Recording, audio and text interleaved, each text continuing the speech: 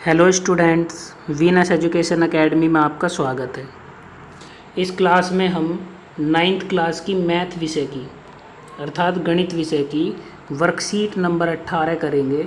ये 16 अगस्त 2021 की वर्कशीट है। ये वर्कशीट आपके चैप्टर नंबर 1 से रिलेटेड है। तो चलिए शुरू करते हैं वर्कशीट को। इस वर्कशीट में बताया गया है कि हम आज घातांक के नियम के बारे में चर्चा करेंगे।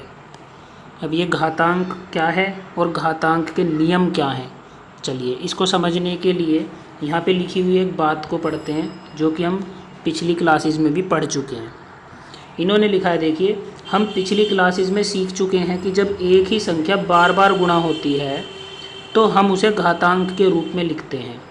जैसे यहाँ पर देखिए, हमने 5 को 7 बार गुणा में लिखा है, तो हम इसको क्या लिख सकते हैं कि 5 की घात 7 है, क्योंकि हमने 5 को 7 बार गुणा में लिखा है।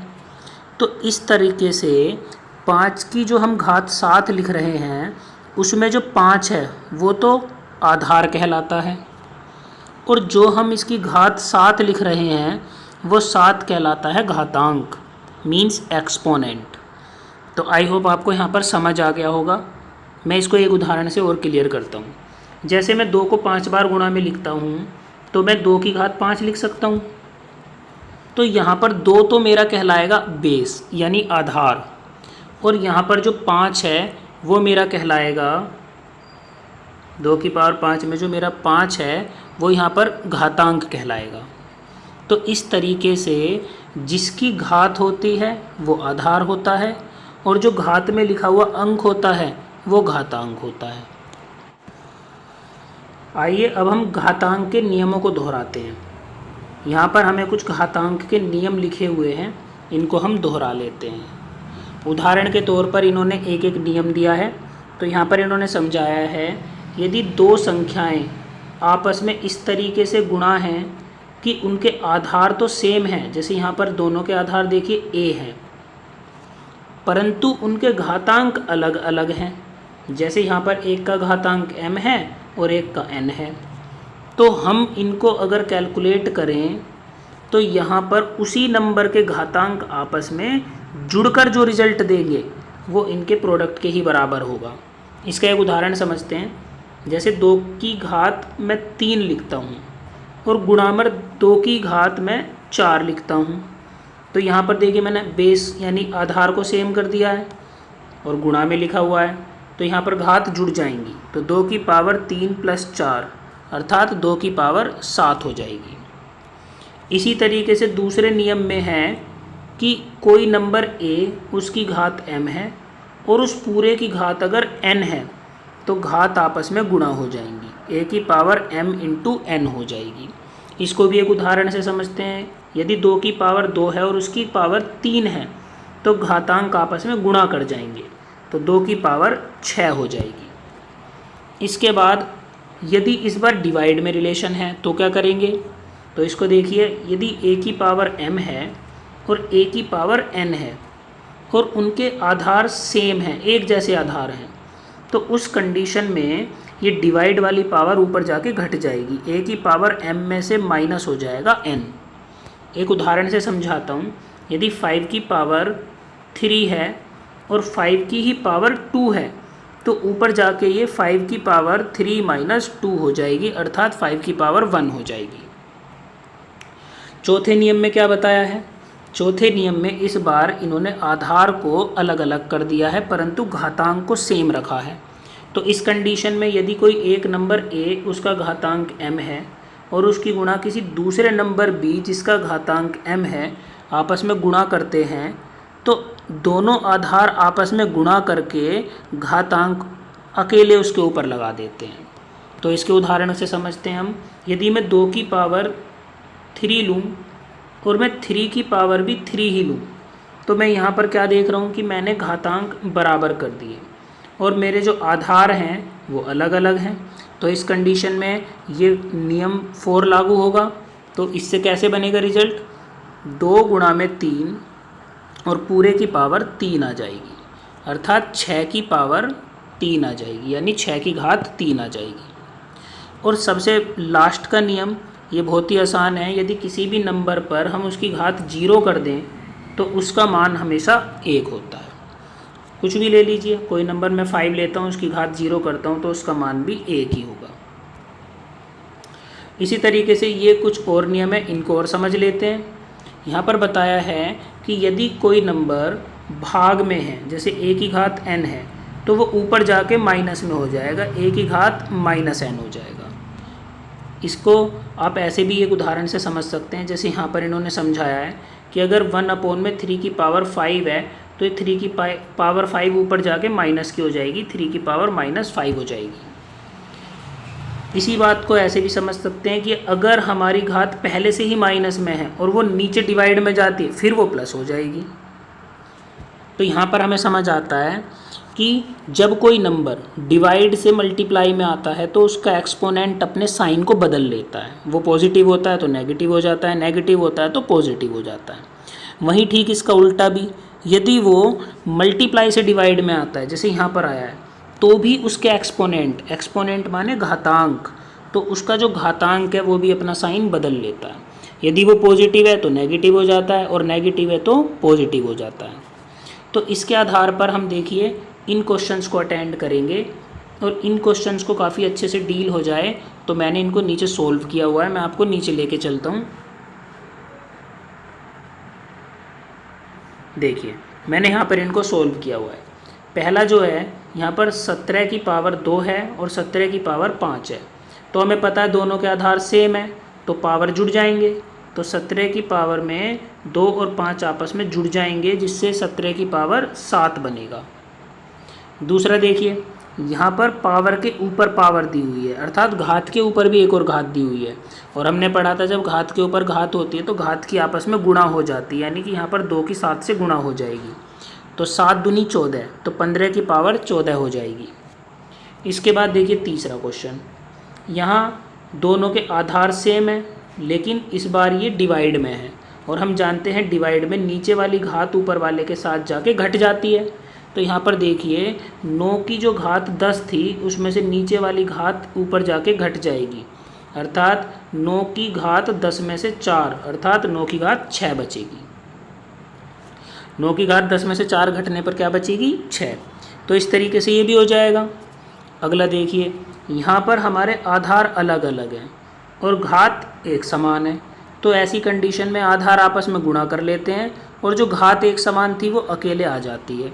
जैसे देखिए 3 की घात भी 4 है और 5 की घात भी 4 है, तो 3 और 5 आपस में गुणा करेंगे और जो घात 4 थी वो ऊपर आ जाएगी, तो 3 पंजे 15, 15 की घात 4 आ जाएगी। और सबसे लास्ट में बहुत इजी है, इन्होंने 11 की घात 0 दी हुई है और हम जानते हैं कि किसी की भी घात 0 हो तो उसका मान हमेशा 1 होता है।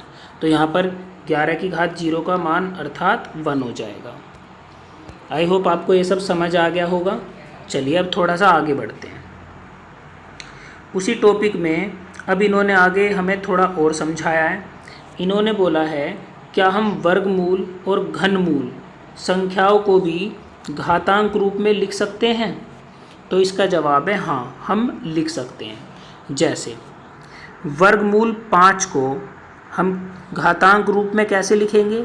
हम उसका घातांक रूप लिखेंगे 5 की घात 1/2, यानी जब हम किसी पे वर्गमूल लगाते हैं तो उसकी घात हमेशा 1/2 होती है। तो यदि वह वर्गमूल हमने 5 पर लगाया है तो 5 की घात 1/2 हो जाएगी। ऐसे इसी तरीके से अगर हम घनमूल लगाते हैं 5 पे तो फिर 5 की घात 1/3 हो जाएगी।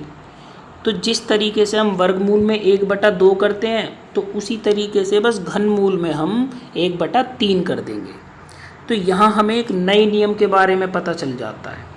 वो नया नियम क्या है कि यदि हम किसी भी नंबर a पर वर्गमूल लगाएं और उसकी यहाँ पर कुछ करनी लिख दें, करनी अर्थात मूल के अंदर संख्या, तो उसका नियम बनता है a1 में उस करनी का मान जो हमने यहाँ लिखा है। तो देखिए इस फॉर्मूले को यहाँ पर आपको समझाया गया है। इसी तरीके से इसी फॉर्मूले का एक दूसरा रूप समझाया गया है। वो क्या है? यदि हम किसी नंबर में a करके n करनी ले लें और उस पूरे की घात m कर दें तो यहाँ पर a की घात m बटे में n हो जाएगी, जो कि n हमेशा डिवाइड में जाती ही है और m पहले से ही घात आ गई थी, तो m ऊपर आ जाएगा और n नीचे चला जाएगा। इस नियम को इन्होंने यहाँ पर समझाया हुआ है। बस इसी नियम के बेस पे अब हम ऐसे करते हैं, ये 4 क्वेश्चंस करके देखते हैं। और ये चारों क्वेश्चंस मैंने फिर से नीचे सोल्व किए हुए हैं, मैं आपको एक बार नीचे लेके चलता हूँ। देखिए ये रे, तो यहाँ पे लिखा है देखो, यदि अंडर रूट में 7 है अर्थात वर्गमूल 7, तो हम इसको 7 की पावर 1/2 लिख देंगे। और यदि घनमूल 11 है तो उसको 11 की पावर 1/3 लिख देंगे। और देखिए अगर घनमूल 13 की पावर 5 है तो 5 ऊपर आएगा और 3 घनमूल की वजह से नीचे आएगा, तो 13 की पावर 5/3 हो जाएगा। ये बहुत ही आसान क्वेश्चन है, आप इनको कर सकते हैं बहुत ही आसानी से, उन्हीं नियमों के आधार पर है जो नियम अभी हमने यहाँ पर पढ़े थे। इन नियमों के आधार पर है, आप इनको देख लेना। ये क्वेश्चन मैंने आपको सॉल्व करके नीचे दिखा दिए हैं। अब इन्होंने बोला है आइए हम a की संख्या को 2 विधियों से सरल करते हैं। तो इन्होंने a की संख्या को 2 विधि से सरल किया है, तो इनको मैं आपको समझा देता हूँ, आप भी ऐसा कर सकते हैं। देखिए सबसे पहले इन्होंने सरल किया है 4 की घात 3/2 में। अच्छा इसको कैसे किया है, तो देखिए सबसे पहले इन्होंने 4 को लिख दिया है घात 1/2 और 3 को गुणा में लिख दिया है, अर्थात इन्होंने इस नियम को थोड़ा सा उल्टा करके लिख दिया है।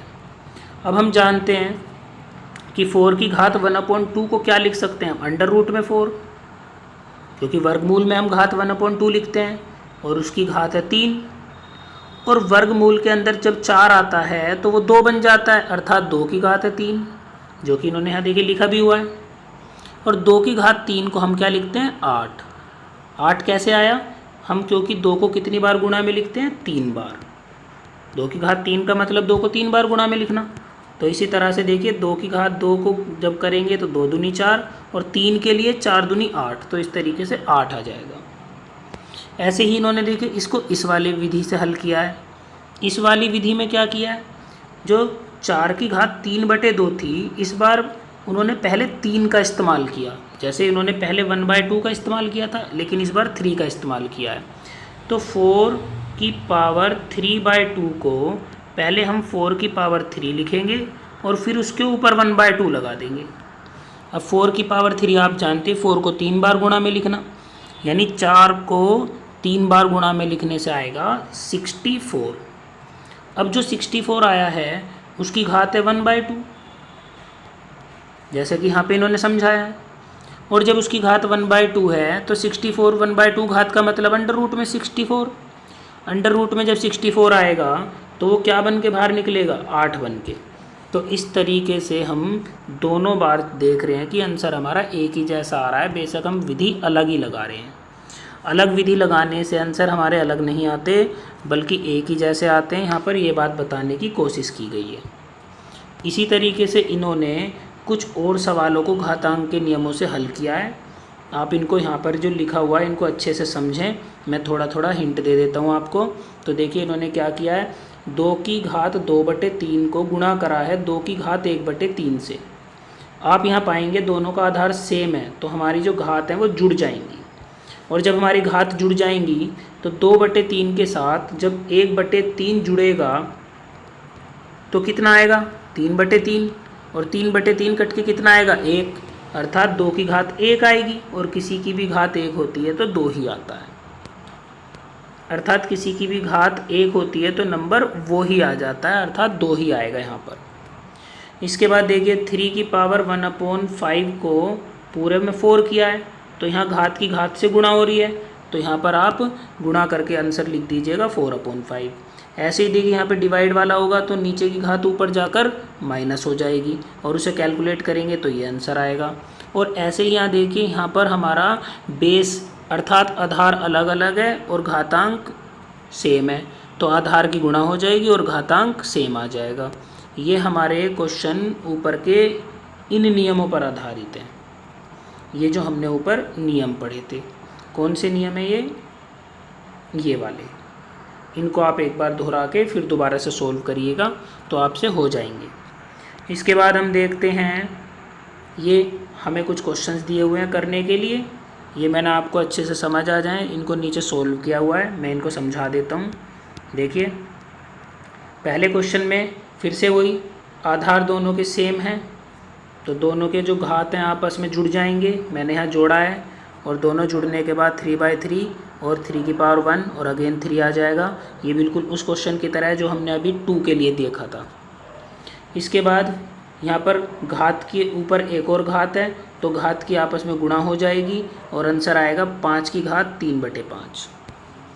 इसी तरीके से तीसरे क्वेश्चन में देखिए, यहाँ दोनों के आधार सेम हैं और ये भाग में है, तो घात ऊपर जाके घट जाएगी, अर्थात 5 की जो घात है 2/5 उसमें से घट जाएगी 1/3। और घटाने के लिए हम यहाँ पे दोनों का एलसीएम लेके इसको घटा देंगे और 5 की घात आएगी 1/5। इसी तरीके से देखिए इस बार घात सेम है, अर्थात हमारे घातांक सेम हैं और बेस अर्थात आधार अलग अलग है। तो हमें पता है आधार अलग अलग होने से दोनों आधार आपस में गुणा हो जाएंगे और घातांक एक होने से इनके ऊपर घातांक आ जाएगी। तो हमारा आंसर आएगा 2 तिया 6, 6 की घात 1/9। और इस तरीके से हमारी ये वर्कशीट कंप्लीट हो जाएगी। आई होप कि आपको ये सब बातें समझ आ गई होंगी। तो अगर आपको ये सब बातें अच्छे से समझ आई हों तो मेरी वीडियो को प्लीज़ लाइक करना, शेयर करना और मेरे चैनल को सब्सक्राइब करना। Thanks for watching my video.